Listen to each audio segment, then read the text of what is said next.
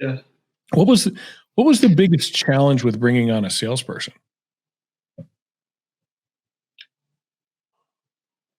For me, it was,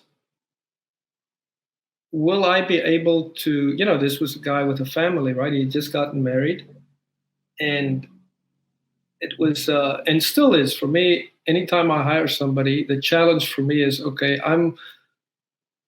they're putting their life in my hands. And will I give them the opportunity to succeed?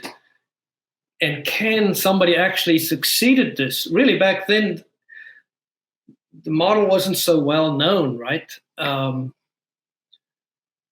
We didn't know that a salesman can make $100,000 in a year. So you are thinking, oh my goodness, this guy is going from a job where he knows his income, and here I just offered him a job, and I don't even know how I came upon it, but I decided he'll be paid commission. I think I gave him a small base, but it was mostly commission, and he said, yes, I want to do it. And I'm like, oh man, he wants to do it. You found the right guy. It sounds like he was hungry.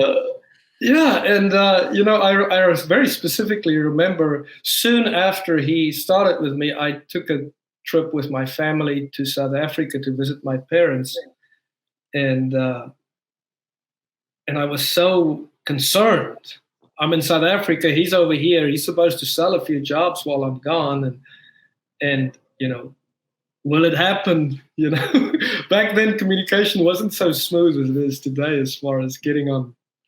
You mean you weren't sending texts back and forth between South Africa and Texas? Not those days. Those days you probably paid $5 a text. Now it's $5 a day, I think, for everything. Yeah. But communication was more of a challenge. But yeah, I remember, me and my dad having some talks about that. That was really, I considered my first high risk move in business. Everything else I had covered, but hiring a salesman for me was a big step, because I felt like he needs to make good money. And can I provide? What did you do to ensure that he made it? Or did he? I guess he did. He did. Okay, good. He very much did. What did I do to ensure that I'd say, as I would say today, when a salesman comes to work for us, he doesn't have to apologize for our company. So he doesn't have to worry about our reputation. I think that's a huge thing.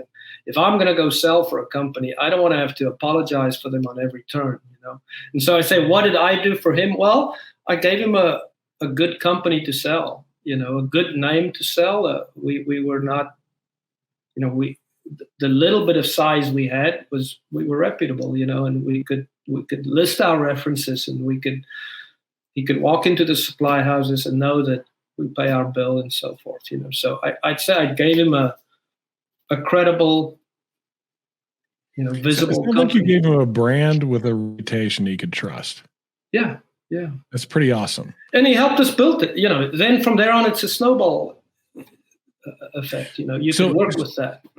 So he came in, he starts, did you supply some training of any kind? Did he already have some background in it? Like, what did that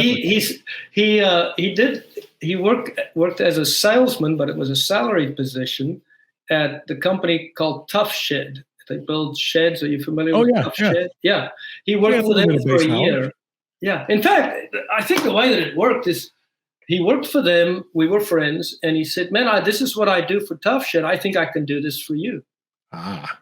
I believe that was kind of the God's story. Providence right there. Yeah, absolutely. Most guys don't get that lucky. That's not usually the way it goes. It's like, hey, will you come to work for me? Yeah. You got some sales history? Yes, I do. But then there's this training, and you got to get them all this like knowledge that they didn't have before, and you hope they make something out of it. Yeah. I think that's a big struggle for a lot of guys whenever they first start is, yeah, you know how to sell it because you have all this experience. You've gone through the ringer on a lot of it. You've got a bit of a personal reputation. So now your word of mouth stuff is taking care of you. But this new guy doesn't have that.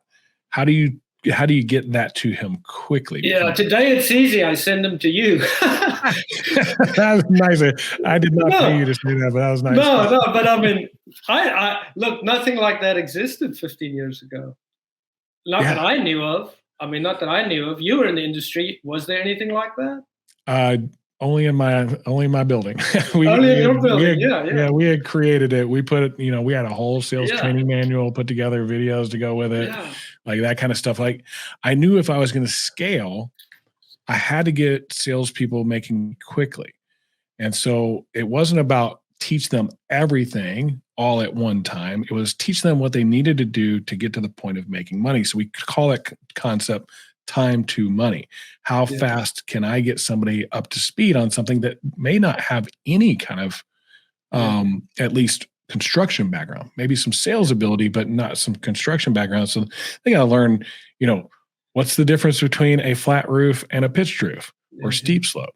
And what does slope even mean? And what are asphalt shingles versus EPDM versus built up and those type of things, and rafter systems and truss systems. And you got all this knowledge that you just go, everybody should know that, right? Well, they don't.